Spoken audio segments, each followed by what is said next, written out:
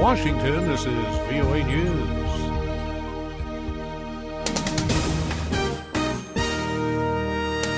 I'm Ray Kugel reporting. A ceasefire in Yemen. Houthi fighters in Yemen say they've accepted a 5-day humanitarian ceasefire proposal from Saudi Arabia set to begin Tuesday.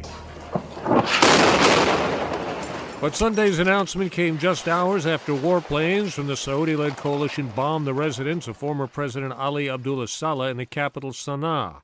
Saleh was not believed to have been home at the time and later appeared on television standing in front of the rubble.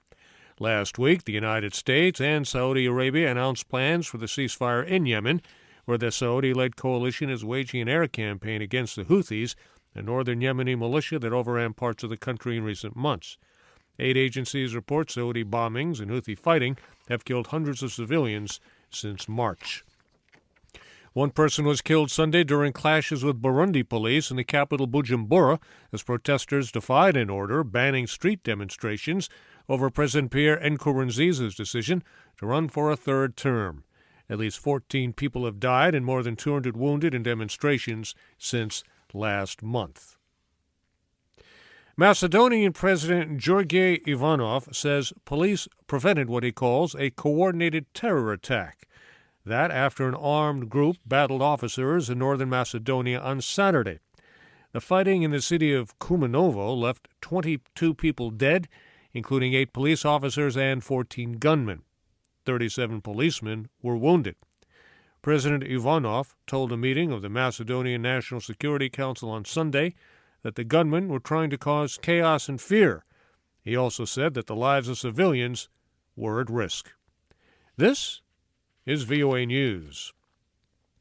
U.S. Homeland Security Secretary Jay Johnson is warning the worldwide terrorist threat is entering what he calls a new phase, where media-savvy Islamist extremists are successfully attracting so-called lone wolf attackers to their cause.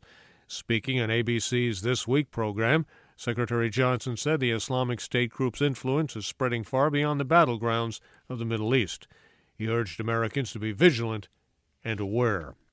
This week brings increased pressure on U.S. lawmakers to reform or reauthorize the National Security Agency's ability to gather domestic telephone records for anti-terrorist purposes.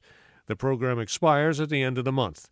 VOA's Michael Bowman reports. Patrick Leahy is the top Democrat on the Senate Judiciary Committee. I believe we have to protect our national security, but we also have to protect our civil liberties, which make us unique as a country. Exposed by fugitive former NSA contractor Edward Snowden, the program caused a firestorm when Americans learned of vast telecommunications monitoring by a shadowy U.S. agency.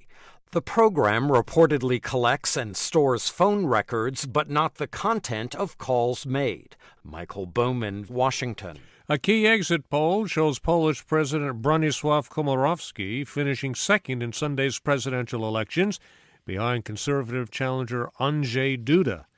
The poll, commissioned by Polish national media and released moments after the voting ended, gives challenger Duda almost 35% of the vote. Mr. Komorowski is shown winning just over 32%. No official results have been released, but exit polling, if confirmed, would trigger a May 24th runoff vote between the two top vote-getters. Hundreds of thousands of people still remain without shelter and possessions following last month's devastating earthquake in Nepal. International organizations warn it's leaving poor women and girls desperate and vulnerable to human traffickers.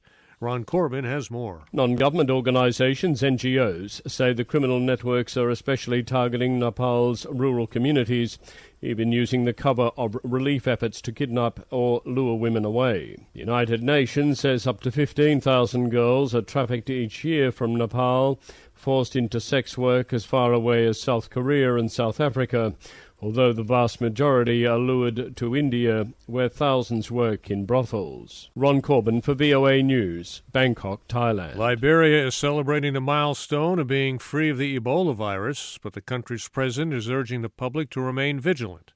One health official warned that Ebola remains active in neighboring Sierra Leone and Guinea. And Cuba's President Raul Castro visited the Vatican Sunday to personally thank Pope Francis for his efforts to end 5 decades of tensions between the U.S. and Cuba. I'm Ray Kugel in Washington. That's the latest world news from VOA.